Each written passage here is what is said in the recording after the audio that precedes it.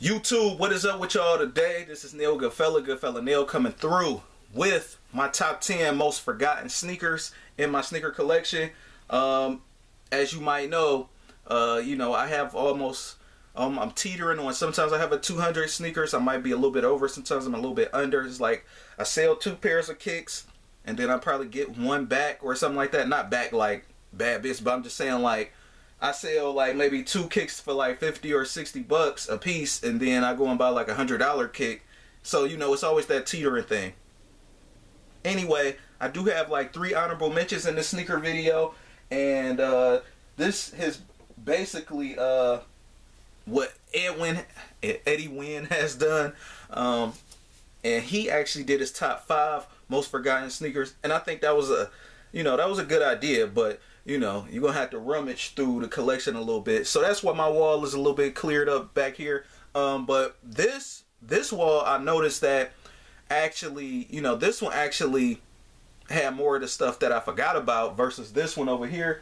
Versus like, I've been wearing a lot of this stuff over here as well, like on that side. So go check out my other talk video as well about sneakers that, are you overwhelmed by your sneaker collection?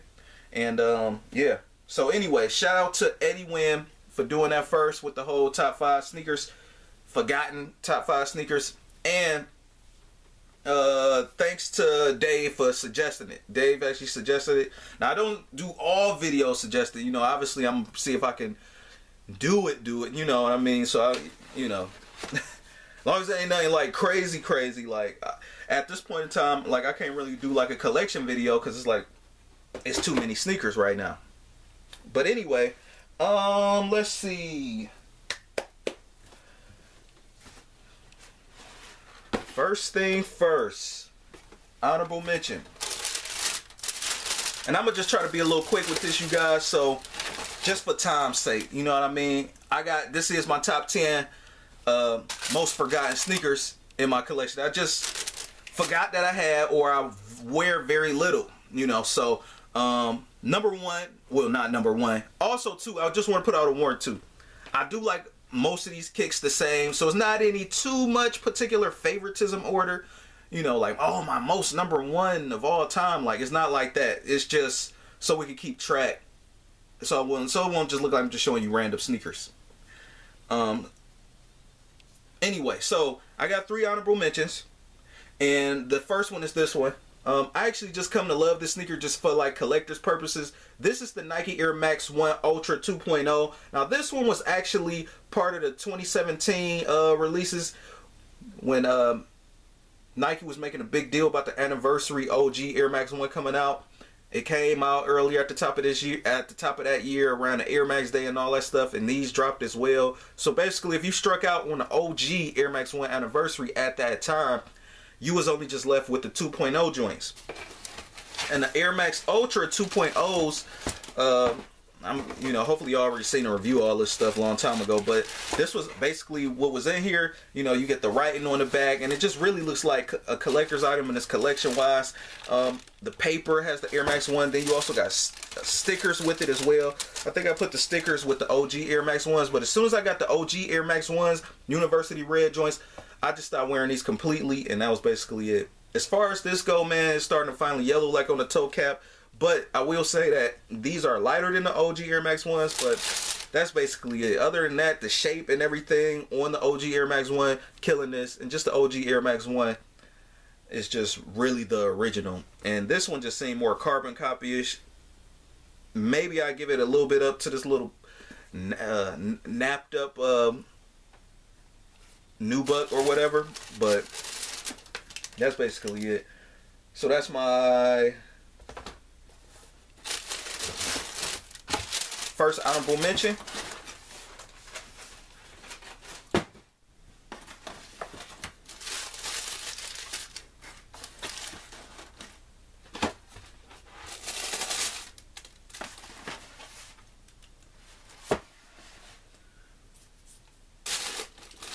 My next honorable mention is these joints right here.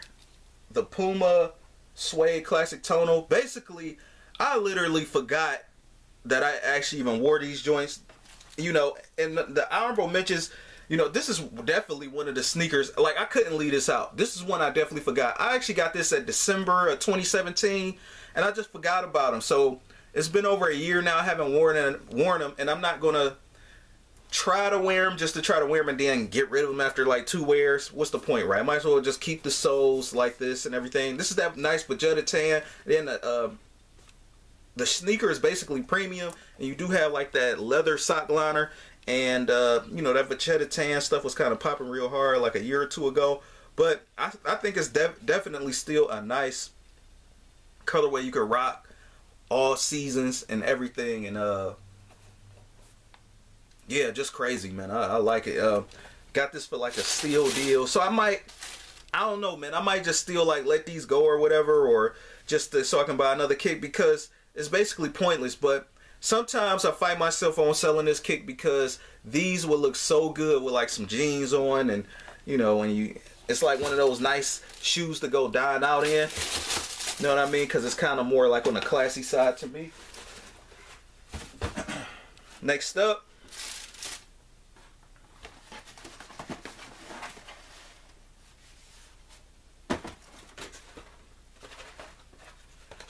is this as another honorable mention, and this is the Reebok Fury Light Graphic.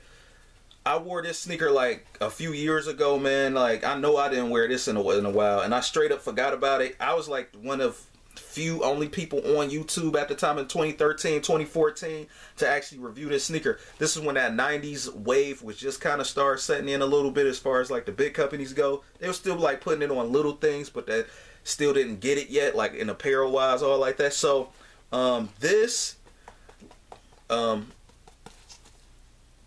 comfort wise was okay. Is it like Ultra Boost or something like that? No. But this is the 3D Ultra Light. So I really got this because I like the print on it, and the print is definitely fly. But I haven't worn them in a while, so I've even lightweight contemplated on even selling these sometimes. Next up, my last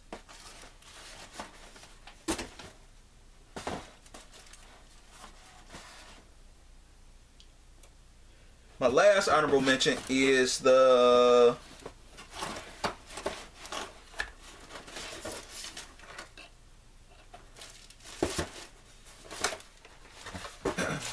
I didn't have like any of this in any particular order.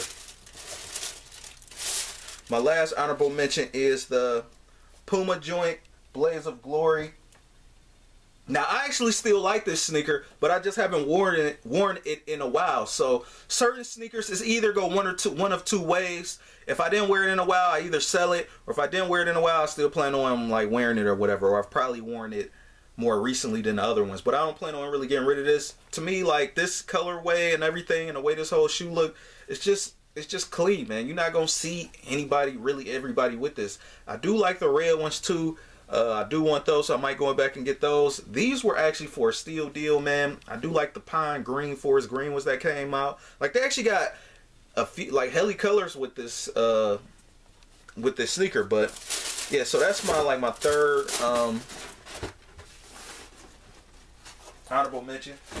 Now, my number 10 honorable mention. Now we finally get into it. I ain't gonna do that one. That ain't my number 10. I'll make this my number 10 just cause it's right here.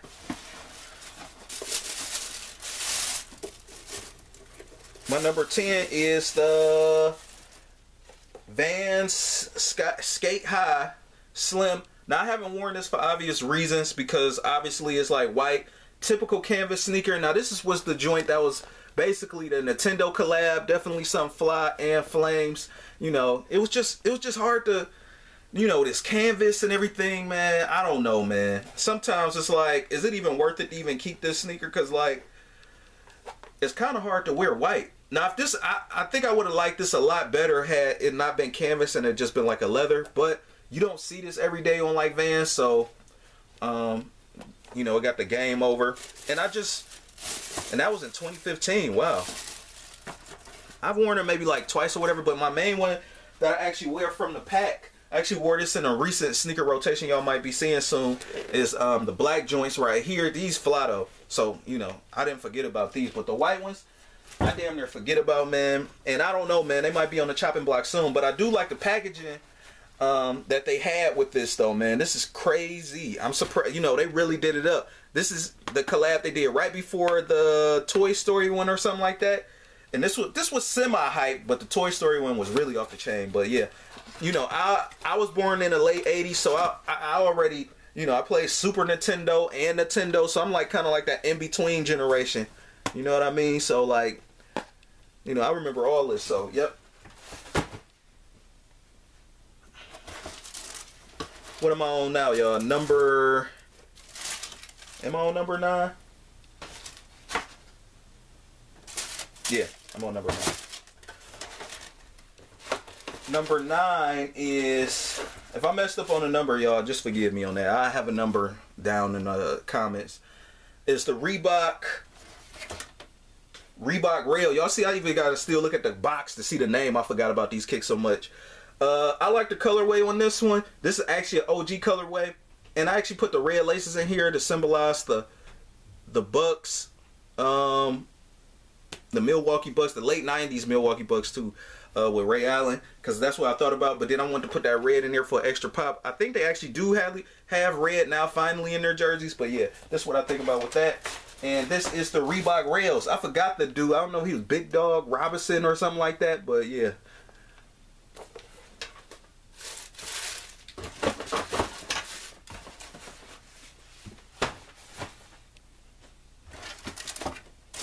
Number 8 is this joint right here. This is the Nike Free Train Force Flyknit joint. These are actually kind of tight on foot, so you know I had to go a half size up. But I was so thirsty for this colorway right here that like I just went with size 10. But I wear my thinnest socks and I pull them up real high. Now these sneakers, I really just like wearing these with joggers, but that's basically it. They basically only look good in joggers to me. Wearing them with jeans, unless you pinroll jeans or something like that, then these might look a little bit better. But it's just because this sock liner is just so flimsy and like, not flimsy, but it's just like thin. You know what I mean? It doesn't have any like big support or nothing. Like it's just a sock basically. So this is part of that sock era being ushered in. But again, this that Flyknit, crazy fly flames, and this kind of remind me of the asteroid foams too a little bit with this. And then, you know, yep. So I forgot about these. Sometimes they kind of been on the chopping block. Sometimes I forget to even put them on the chopping block but I'm happy I seen them though, and I'm happy that I'm actually doing this video, because now some of these sneakers will be in a sneaker rotation soon. Next up, number 7.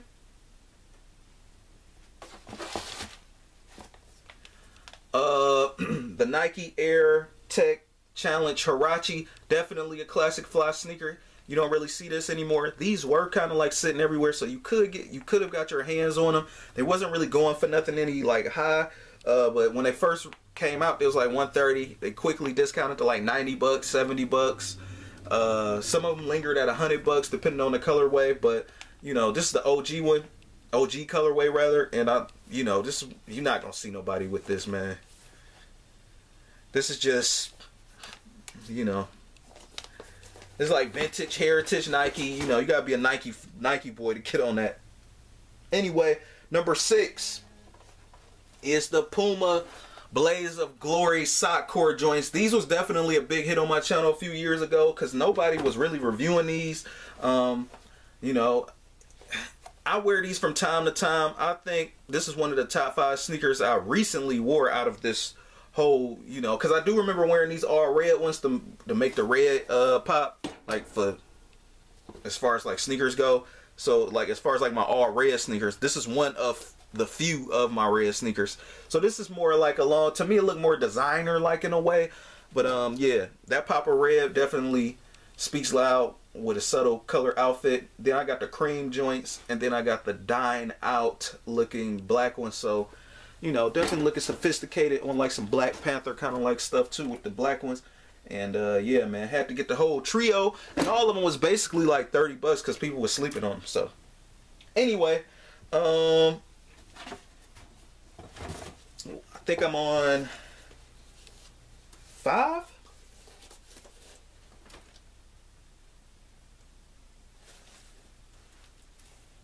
Maybe number 4. Say I got 4 left.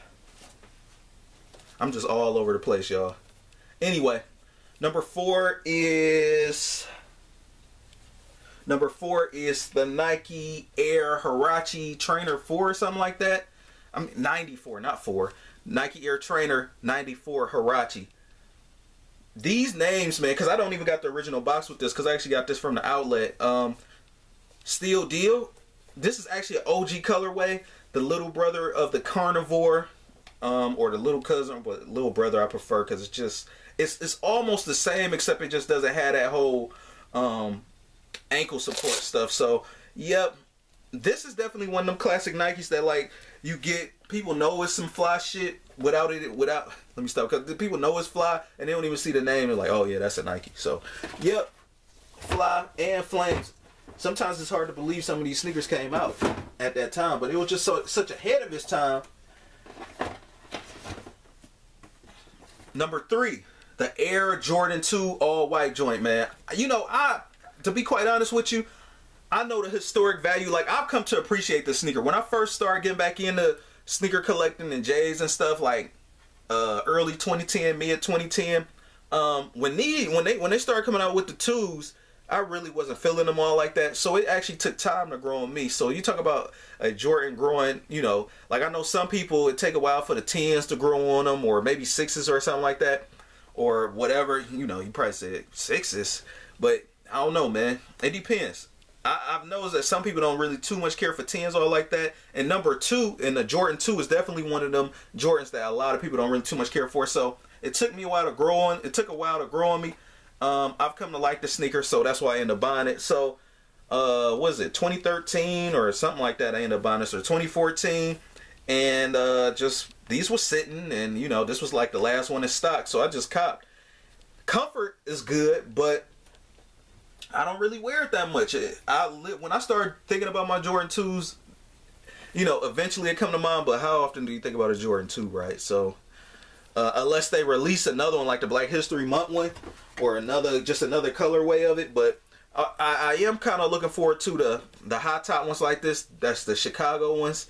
I already got the low top ones that came out that everybody hated, but I feel like those was dope. Like, if you into like A Different World, the TV show, Dwayne Wayne was wearing the Jordan 2s a lot. So a lot of nice kicks he was wearing. Jordans, Nikes, and all that stuff. Crazy. So my number 2 is this joint right here. Now, I've worn this not in a year though. It's the Air Trainer Max 1. This is the Bo Jackson joint. I do like the gray, white, and yellow one more than this one, but this one definitely is iconic and classic. Now, they did Nike, like they always do, they switch stuff up. This is actually supposed to be, I think, a red swoosh or a white swoosh, but they didn't do nothing but just make it 3M. So, you know, but I didn't pay like full price for this, so, you know, I feel like it was a steal deal, size 9.5. You know, I don't plan on selling these because these is classic. And yeah, man, only way I might get rid of these is if they actually put out how the original one's supposed to be, with the swoosh, with the red swoosh or the white swoosh. So other than that though, this is a fly kick though. So with 1 minute to go, my last sneaker that I most forgot about is this one right here. The Nike Air Griffey Max 2. Oh my gosh, man. Oh my gosh, man. This is crazy. Like, this was my first Griffey before I even had the Griffey 1. And the colorway is crazy. Everything, man. And, you know, I'm actually going to rock these today. You know, so just so I could get them out of my system, but actually wear them. Especially, you know, you got the air bubble and stuff. My DT Air Max 96s, those definitely fogging up them Dion's with the red and white. But these fly and flames, man, it's my most forgotten shoe damn near, man. Like, and the only reason is really because it was at the bottom of the pile. And, you know, I'll get into more of that later. So, rate, comment, and subscribe. This was my top 10 Most Forgotten Sneakers. I just kind of hurried up and pulled out some stuff that I didn't see in a while, you know, so I know I probably can go on for days and days, but that's it, man. Peace.